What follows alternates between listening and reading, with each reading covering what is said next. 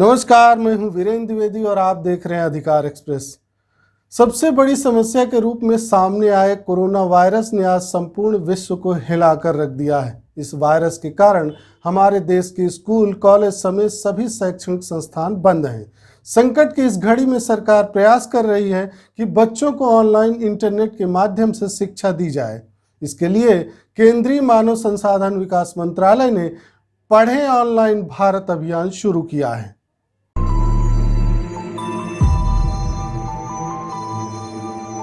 चलिए हम आपको बताते हैं कि मानव संसाधन विकास मंत्रालय ऑनलाइन शिक्षा के लिए क्या प्रयास कर रहा है और इससे छात्रों को क्या लाभ होगा। मानव संसाधन विकास मंत्रालय के अधिकारी अमित खरे ने प्रमुख सचिव को चिट्ठी लिखकर डिजिटल लर्निंग को प्रोत्साहन देने की बात कही। उन्होंने मंत्रालय की ओर से ऑनलाइन एजुकेशन के लिए उपलब्ध कराए जाने वाले प्रमुख ई लर्निंग प्लेटफॉर्म की जानकारी भी दी।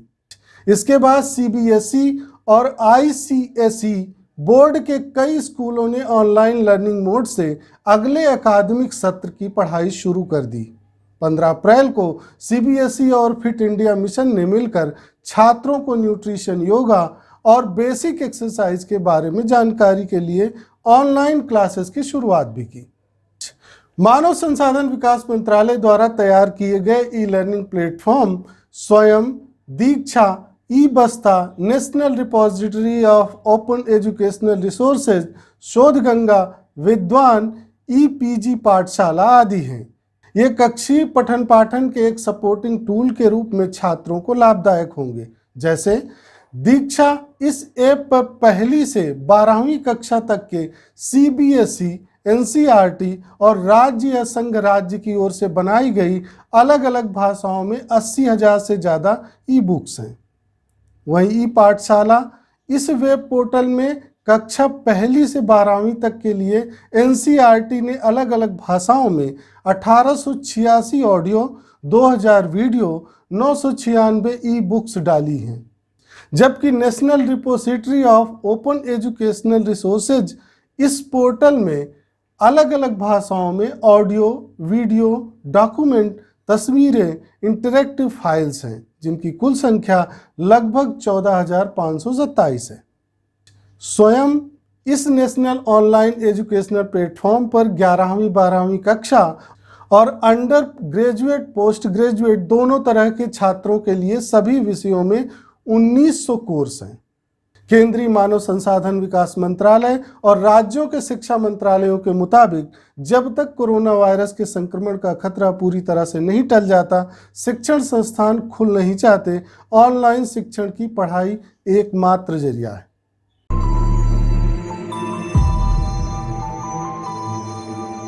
अब प्रश्न उठता है कि क्या देश का हर बच्चा सरकार द्वारा दी जा रही ऑनलाइन शिक्षा का लाभ उठा पाएगा?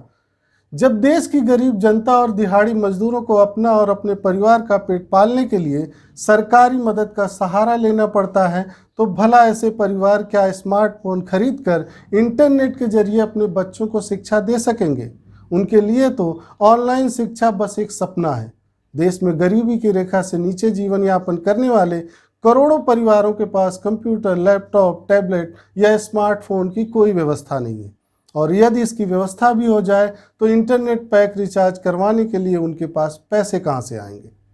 बड़े शहरों के संपन्न विद्यार्थियों के पास तो ऑनलाइन पढ़ाई के पर्याप्त साधन मौजूद हैं, लेकिन बड़े शहरों के गरीब विद्यार्थियों, छोटे शहरों, कस्बों और गांव के अधिकतर विद्यार्थियों के पास ऐसी पढ़ाई हेतु पर्याप्त साधन मौजूद नहीं है। गांव देहातों में तो इंटरनेट की कनेक्टिविटी ही नहीं है। Internet and mobile association of India और नीलसन की एक रिपोर्ट के अनुसार भारत में इंटरनेट यूजर्स की संख्या 50 करोड़ 40 लाख तक पहुंच गई है। मार्च 2019 में यह आंकड़ा 45 करोड़ 10 लाख था। इंटरनेट यूजर्स की संख्या में भारत से आगे अब सिर्फ चीन है, जहां पर 85 करोड़ लोग इंटरनेट इस्तेमाल करते हैं। लेकिन सभी इंटरनेट यूजर 4G तकनीक का प्रयोग नहीं करते हैं, जिसके कारण इंटरनेट स्पीड धीमी रहती है और पढ़ाई में काफ़ी परेशानी का सामना करना पड़ता है। भारत के शहरी क्षेत्रों में 20% छात्रों के परिवार के पास ही कंप्यूटर की सुविधा है, जबकि ग्रामीण क्षेत्र में केवल 4% छात्रों के परिवार के पास कंप्यूटर की सुविधा है। वहीं शहरों में 39% छात्रों के परिवारों के पास इंटरनेट कनेक्शन है, जबकि ग्रामीण क्षेत्र में 15% छात्रों के परिवार के पास इंटरनेट कनेक्शन है। उत्तर प्रदेश में गाजियाबाद के इंदिरापुरम के रमेश का कहना है कि वह आनंद विहार बस अड्डे के पास एक दुकान में काम करते हैं। लॉकडाउन के कारण उनकी दुकान बंद है। अब वह किसी तरह वो अपना घर चला रहे हैं। परिवार में उनके 2 बच्चे और पत्नी हैं जो उनके साथ ही रहते हैं। रमेश का बड़ा बेटा EWS यानी गरीबी की रेखा के नीचे आने वाले कोटे के तहत एक प्राइवेट स्कूल में पढ़ता है, जबकि छोटा सरकारी स्कूल में जाता है। रमेश का कहना है कि सरकार नेट पर बच्चों को पढ़ा रही है, लेकिन हम गरीब आदमी हैं, छोटा मोटा काम करके गुजारा करने वाले, हमारे पास लैपटॉप स्मार्टफोन कहाँ से आएगा, हमारा बच्चा कैसे पढ़ेगा। वहीं बिहार की राजधानी पटना के सरकारी इंटर कॉलेज के प्रिंसिपल कहते हैं, प्राइवेट स्कूलों में ऑनलाइन कक्षाएं शुरू हो गई हैं, वहां व्यवस्था बेहतर है, शिक्षकों और बच्चों के पास भी सुविधाएं हैं, लेकिन सरकारी स्कूल का स्तर अलग है। हमारे अधिकतर शिक्षक तो पहले से ही हड़ताल पर हैं, कब लौटेंगे पता नहीं। अधिकांश बच्चों के पास भी स्मार्टफोन की सुविधा नहीं है। ऊपर से कंप्यूटर के शिक्षक स्कूलों में ना के बराबर हैं। स्कूलों में ही कंप्यूटर की ठीक व्यवस्था नहीं है, घर की तो बात छोड़ ही दीजिए। ऐसी स्थिति में क्लासेस जैसे प्रयोग यहाँ सफल कैसे हो सकते हैं। जबकि उत्तर प्रदेश के बलिया में एक सरकारी स्कूल की प्रधान अध्यापिका उषा सिंह बताती हैं, हम भले ही डिजिटल इंडिया होने का दावा करें, लेकिन आज भी सच्चाई यही है कि ग्रामीण इलाकों में प्रति 100 लोगों पर केवल 21.76 व्यक्ति के पास इंटरनेट है। जिनके पास सुविधा है वो भी उसका प्रयोग ठीक से करना नहीं जानते हैं। ये कहा नहीं जा सकता, ऐसे में हम क्लास की व्यवस्था कैसे कर सकते हैं।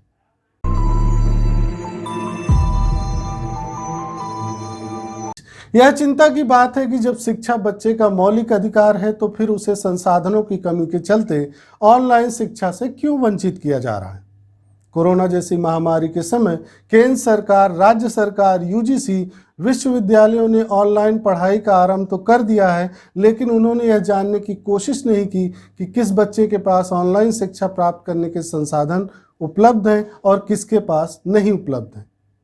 आपको बता दें कि भारत में 15 लाख से अधिक शिक्षण संस्थान बंद हैं और लगभग 25 करोड़ स्कूली छात्र अपने स्कूलों में नहीं जा पा रहे हैं।